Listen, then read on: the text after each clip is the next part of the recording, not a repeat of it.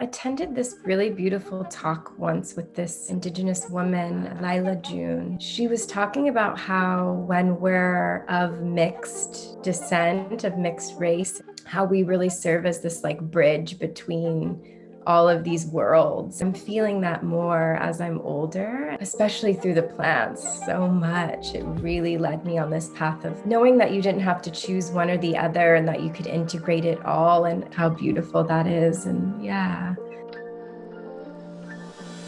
My name is Nadia, and I'm a Brooklyn-based artist, filmmaker, and the host of Sahtain. I use art, food, and healing spaces to redefine what it means to nourish ourselves. As a Palestinian American living in diaspora, I connect to my roots through our cuisine. There are many others like me who grew up far from our ancestral lands. You could call us third culture kids. The scents, tastes, and unique memories made in the kitchen ground us and connect us to each other. Come with me on a journey of remembrance as we explore third culture kitchens and the plant allies that bring us home.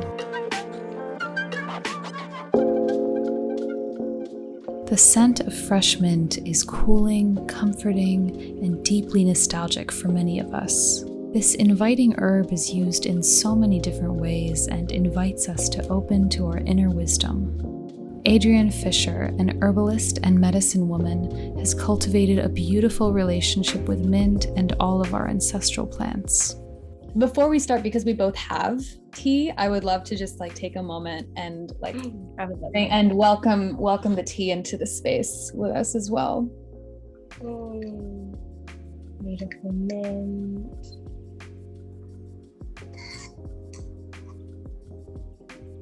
For me, mint is this really beautiful comfort. I don't know if that's because it reminds me of home and it reminds me of my mom as well, but just this such a comforting healer, an inviting healer, clearing to the body and to the mind and spirit, I feel like. So my mom's from Lebanon. She grew up here. My great-grandmother immigrated from Lebanon to Haiti and Dominican Republic, where my grandmother was born, and then they immigrated from there to Florida. So I have this kind of Arabic Spanish situation vibes happening in my family where they speak Arabic and Spanish. And my dad, he grew up in the US and is from Mississippi, but our lineage on that side is Native American and Irish. It's funny, when I was little growing up too, I always was so confused, what I even was or where I came from, that kind of thing. I grew up in a little small river town called Green Cove Springs. It's a really small country town. And I grew up on the river right there my whole life. It was a really quiet, really relaxing kind of childhood, not much going on at all. Where also everyone had thick country accents and people were wearing camo and going hunting and stuff like that too. So it's very conservative kind of southern town, which is really interesting. Also being Arabic there. It was always in the river and in the waters. You had that connection to nature and to water, something that was part of growing up for you. Yes, totally. It was my comfort always. And I really got that from my dad. He's so in tune with nature, and he would go on horseback riding trips to the reservations and kind of do all these explorations and come back with all these treasures and these friendship feathers and turtle shells and all of these things. So I really grew up with that all over the walls in my home. And he really, guided me to that. We were always just outside and really connecting in a really spiritual way. Growing up, I loved always being different in a lot of ways. If everyone was liking one thing, I was gonna like the opposite thing. I was always kind of like that. And I loved how the food was so different. Remember loving and feeling really proud of that uniqueness in the food, and loving those unique, bright, herby flavors. I feel even just eating the food and seeing it on a plate, I just picture myself on the coast like in the mountains eating with mint. And I don't know, I feel like always did transport me somewhere that I really loved. And I felt the call of the plants when I was living in New York City and I was living in Brooklyn. There was just a point where I walked down the street and just tunnel vision out like all the people and the cars and the buildings. And I would just focus on like the trees and the flowers and the plants. And it was just like they were calling. I really felt that it was another world that I wanted to tap into. The first class when I sat down and working with the plants for the first time ever, meditating with the plants, like my ancestors were coming through instantly. My grandmother's not here to teach me anything, so the plants are really serve as that for me. I started my oils. I started making herbal medicines with the plant spirits that I love. I love making alchemy with them. And I just love being in ceremony with the plants in any way, shape, or form. And the way that I learned with my teacher that I just connected with so deeply is being in meditation with the plants and learning from the plants directly. And that's what I really love to share with others because it's such a profound and transformative experience. Ever since I was little, maybe I was like 5, my mom always grew mint out front of our house. And she would always send me to pick the mint for cooking, or we would just eat it raw. She eats everything raw. She eats garlic raw, parsley, cilantro. I loved that so much, like that ritual of going and picking mint. I thought it was so magical that we could just go and pick an herb and come in the kitchen and use it. That was like the first time I ever really did that. And it was with really the only plant I ever did it with. I love how it was in front of the front door too, and how I feel like mint is such a like invitational kind of plant, like inviting you in. The way you say that she invites you in. During the warmer months especially, we have a mint plant outside and Mama always sends me to go pick the mint for the tea or whatever we're making, and then she'll keep it on the window and she'll just always make little mint teas. And Yes. Yeah, I love that too. I have that. I share that memory as well. She'd come in and she would like slap it on her hand and be like, shimmy, shimmy, shimmy. And I would just like smell the mint. God, I love that. Yeah. I love how mint is this inviting herb. I was thinking about this, how you like will drink it before dinner sometimes, and then even after dinner, and welcoming people to your home or wherever you go, you offer mint tea. I just love that so much. It serves as like a digestive aid and really releases and expels gas and discomfort in the body and brings this like cooling to our inner fires. Like I picture the color blue when I picture mint. I don't know why, just like a serene, like relaxing blue, like floating on the water or something, just so comforting. Yeah.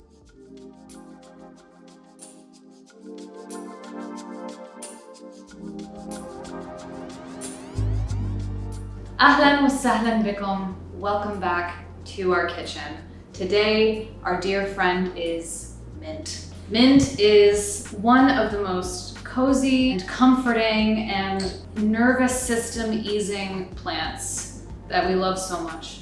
I have so many memories of being sent out to the garden to pick a few sprigs of mint to make my mom some mint tea. Mint really feels like a plant that makes me think of my mom. At family gatherings or just at home, it is so traditional to have tea at the end of a meal and to put some fresh mint leaves into it. And this is with just mint leaves and hot water. Today, I want to show you a really simple and really quite unique recipe that incorporates mint into some beautiful roasted vegetables. So I have gray squash here, which is the kind that I can get in the States. It's the closest we can get to the ones that we use back home in the Swana region. Their skins are really soft, so they're really easy to eat. They're great for stuffing, but today we're going to be roasting them. I also found these really beautiful little tiny eggplants that are really delicate and sweet, and I thought this would be very nice to go in the dish as well. The dish we're going to be making is a roasted zucchini and eggplant dish, really soft, cooked with mint and garlic, and then topped with fresh mint and dill.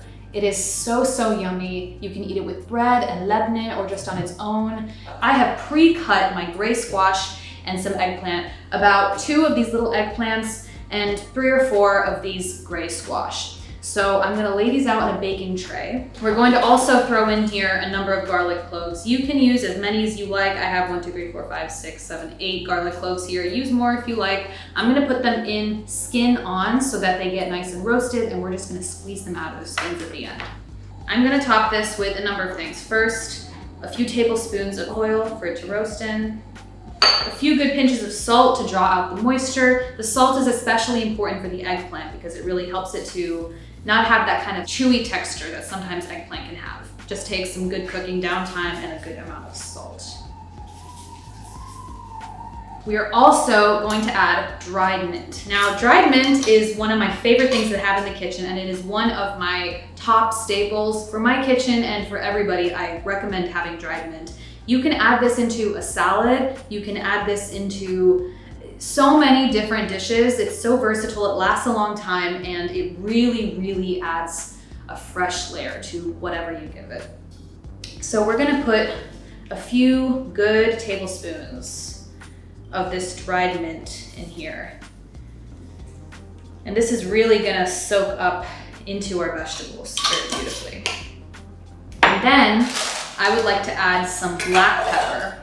So I have whole black pepper pods here. I'm gonna put maybe a teaspoon or so, maybe 1.5 teaspoons of black pepper. Do it to your taste. You know, I like some heat here, so I'm gonna be pretty sizable amount of black pepper, and I'm just gonna crush this in my pestle and mortar, or you can grind it in, whatever you have. Gorgeous. Freshly ground black pepper smells so good. And so all of this is just gonna go on top here. We could use a spoon, but I'm just gonna get in here with my hands and mix this up. Make sure everything is well coated with the oil, with the salt, and with the black pepper. I have already preheated my oven to 400 degrees Fahrenheit, and we're just gonna set this in there and let it roast for about a half hour to 40 minutes, depending on how hot your oven is and how big your pieces are. Turning it over once through so that it can really just become mushy and soak up all the juices. So while our vegetables are roasting in the oven, we can hang out and prepare our topping, which will be a mixture of fresh mint and dill. Mint and dill together, beautiful. When I use fresh mint, I've always been instructed to pull the leaves off the stems. And so this is a really sweet, just meditative moment to sit and be with the mint and just say hello to her and inhale. I'm gonna get a pretty solid pile of mint here. Of course, you can use more or less depending on your taste, and it'll be chopped very, very finely along with the fresh dill. Ratios depending on your taste. I'm gonna do a little bit more mint than dill today because mint is our star. Mint is our hero today. Once I have finely minced the dill and the fresh mint, we are ready to sprinkle the garnish on once this is all done. I've checked on the zucchini, it needs a little bit more time. It's getting nice and squishy. And I also have here some toasted pine nuts from earlier. These are super, super easy to make. You can just throw them in dry in the oven, 400 degrees or so, and just watch them. They'll take about 5 minutes or so, maybe 10 max, usually between 5 to 7 minutes, and they'll just get this really nice toasty golden color. So I have these, so I'm gonna top it with them. If you don't have these, don't worry about it. Pulled the vegetables out of the oven. They are beautiful and roasted and squishy. I pulled out the garlic cloves, which are still in their skins. And at this point, because they're roasted in their skins, they'll just very delicately come right out. So once it's not too hot to touch, you can just squeeze these garlic cloves out of their skins. And they'll be these beautiful, sweet, roasted garlic. Again, please wait until it's cooled down. You will burn your fingers otherwise. Kind of mush everything together, get more of the liquid to come out of it, and also add a little bit of olive oil, just a drizzle for freshness. And this dish really, it's not, you can eat it on its own, but I think that it's really nice to be eaten with some bread and some lemon. So that's how we're going to do it. To serve this up, I'm going to lay it out on a beautiful plate, nice and flat. And I'm going to really spread this out because it is actually very, very hearty. You could let it cool completely before eating it and before serving it. This is something you could prepare in advance and have nice and just soft and roasted, ready for your guests. You could eat it cold, or you can eat it warm. So I've prepared with it some labneh, and I also have some radishes, which will be really nice to eat with. And to garnish, we're going to first go with our dill. So nice, so fresh. Just really beautiful greenery. A lot of personality. Then we have our fresh mint. And this is where it just really becomes fresh and almost salady. Some radishes because I just have them and they're beautiful and they'll go really nicely with this. A little drizzle of olive oil. Just for good measure. Also, I have toasted pine nuts. If you have them, put them on, toast them. You could do almonds if you want to. I think pine nuts are probably the nicest flavor to go with this. I'm just gonna sprinkle those on top.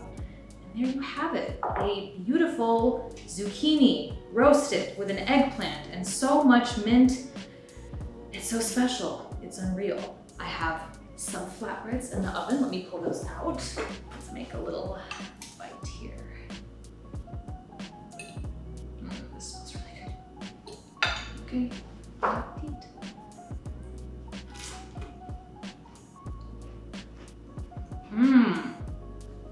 That's really, really good. It's nice because you get a mixture of the fresh and the dried mint, so there's multiple layers of it within the dish. And then you've got the dill just like bringing it all together. Tell us, what are the ways that you like to creatively use mint, and what are the ways that mint roots you to your home and your sense of home? I hope that you enjoy this dish. I hope that you make it or make a version of it. If you do, please let us know how it went and what adjustments you made to make it your own in your own home space. Thank you so much for watching. Thank you, Mint, for being here with us today, and I will see you in the next one.